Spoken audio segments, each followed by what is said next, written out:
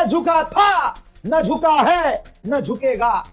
और अब आगे की सुन लीजिए, ये मैं नहीं कह रहा हूं, आप नहीं कह रहे हैं, कोई मुस्लिम देश नहीं कह रहा है, कोई ईरान का समर्थक नहीं कह रहा है। अमेरिकी इंटेलिजेंस रिपोर्ट आपके सामने है दोस्तों। अमेरिकी इंटेलिजेंस रिपोर्ट में साफ बता दिया गया है कि अगर अमेरिका ईरान पर और बड़ा हमला करे तब भी ईरान की सरकार नहीं गिरेगी। अल्लाह अकबर, अल्लाह अकबर। ईरान की सरकार नहीं गिरेगी अगर और बड़ा हमला किया गया। और एक भी साइन नहीं दिख रहे हैं जिसमें यह पता चले कि ईरान में गवर्नमेंट के खिलाफ प्रदर्शन हो रहे हो। जो भी अमेरिका, इजराइल, मूसाद का प्रोपेगेंडा था सब फेल हो गया है। अमेरिकी इंटेलिजेंस रिपोर्ट ने ट्रंप के हाथ में रिपोर्ट रख दी है और मुंह काला कर दिया है कि मुन्ना अब चाहे और बड़े हमले कर लो। यानी एक बात साफ है, जो रजा गराफी ने हमला होने के वक्त कह दिया था, आज वो बात साबित हो गई, अमेरिका ने मान लिया। फिर से एक बात कह रहा हूं, चाहे आप ईरान के एक एक व्यक्ति को कत्ल कर दो, शहीद हो जाएगा ईरानी व्यक्ति, लेकिन घुटना नहीं टेकेगा, सर अमेरिका के आगे नहीं झुकाएगा। अरे सिर्फ ईरान के सुप्रीम लीडर 56 इंच के नहीं निकले, ईरान का 6 महीने का बच्चा भी 56 इंच की छाती रखता है। ईरान ने ऑफिशियली बताया है ऐलान करके कि हमने जो टैंकरों पर हमला किया, अमेरिका और अमेरिकी लिंक टैंकरों पर हमला किया, 26 अमेरिकी फौजी मारे गए हैं। अरब देश के बड़े बड़े नेता डोनाल्ड ट्रंप से नाराज हो गए हैं।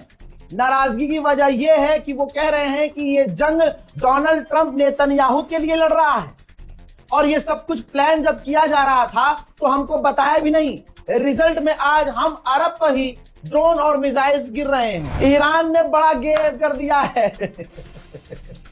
ईरान ने गेम ये किया कि चाइना के स्ट्रेट ऑफ हॉर्मुज से जहाज निकलने दे रहा है, उन जहाजों को सिर्फ निकलने दे रहा है जिन जहाजों ने अपने ट्रैकर में लिखा है कि हम चाइना के हैं। ये जो जहाज है इसका ताल्लुक चीन से है। ईरान चालाक है, ईरान देख भी रहा है कि हाँ, कुल मिला के ये है कि जो टैंकर चीन के हैं उनको स्ट्रेट ऑफ हॉर्मुज से जाने दे रहा है और उन जहाजों को जाने दे रहा है, उन समुद्री टैंकरों को जाने दे रहा है जिन पर अमेरिका ने पाबंदियां लगाई थी। अल्लाह अकबर, इसे कहते हैं भाई जंग। 3 दिन पहले बताया था मैंने, गोदी मीडिया अब चीख रहा है, 3 दिन पहले बता दिया था मैंने कि जॉर्डन में अमेरिका का 3rd एयर डिफेंस सिस्टम का रडार तबाह हुआ है। भाई वो 22,000 करोड़ रुपए का है, 22,000 करोड़, जिसे वो जल्दी जल्दी रिप्लेस करने की कोशिश कर रहा है लेकिन इंशाल्लाह कर नहीं पाएगा। अब वो समझिए कि वो कितना खास है, कितनी बड़ी चोट पहुंची है अमेरिका को। वो 3rd एयर डिफेंस सिस्टम के रडार सिर्फ अमेरिका के पास 7 हैं, 7 में से 1 ईरान ने ही तबाह कर दिया है। जो कह रहे हैं कि ईरान के लॉन्चर खत्म हो गए, हथियार खत्म हो गए, ईरान कमजोर है, यही मेरे दोस्तों, अमेरिका का सबसे मजबूत एयर डिफेंस सिस्टम का रडार तबाह कर दिया, 22,000 करोड़ रुपए का है। परेशान है अमेरिका की, ये शुरू कर दिया।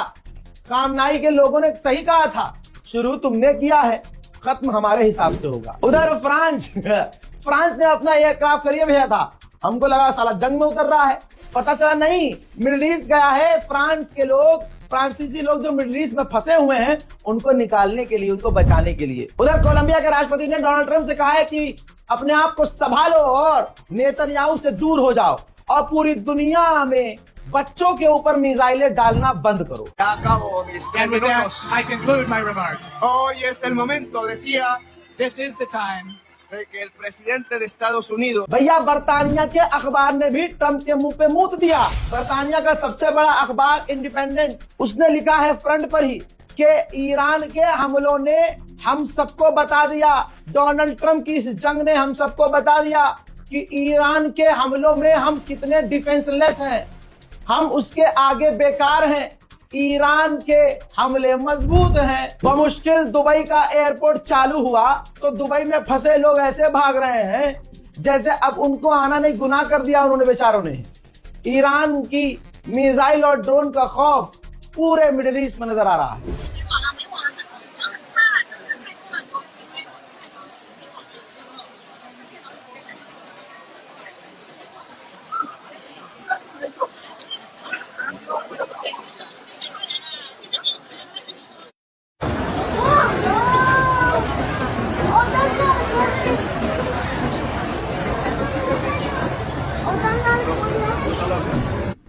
अमेरिका और इजराइल ने मिलकर ईरान पर बच्चों को निशाना बनाया जानबूझकर। पूरी दुनिया ने देखा। सोचिए, अमेरिका के लोग भी ट्रंप के खिलाफ हो गए।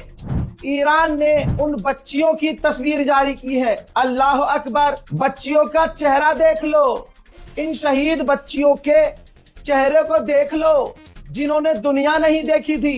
इनको पता नहीं था कि जंग होती क्या है, इनको पता नहीं था कि अमेरिका ने हम पर हमला करना क्यों है। दोस्तों, कितनी बच्चियों की जिंदगी तबाह की है। 170 बच्चियों को कत्ल किया है।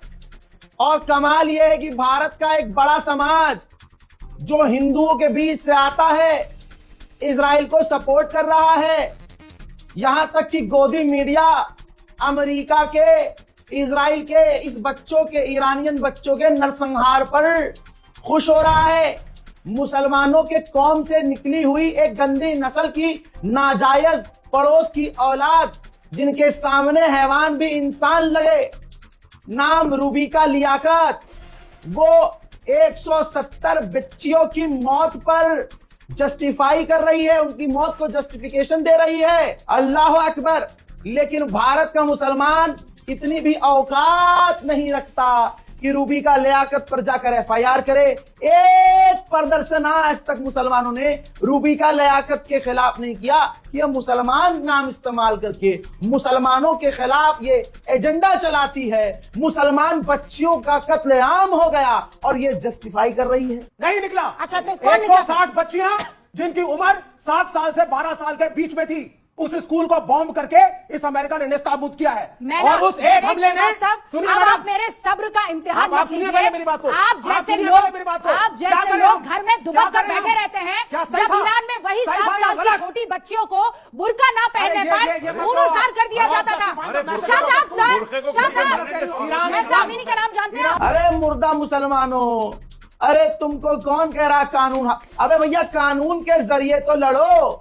हमारी कौम में कोई वकील नहीं है क्या?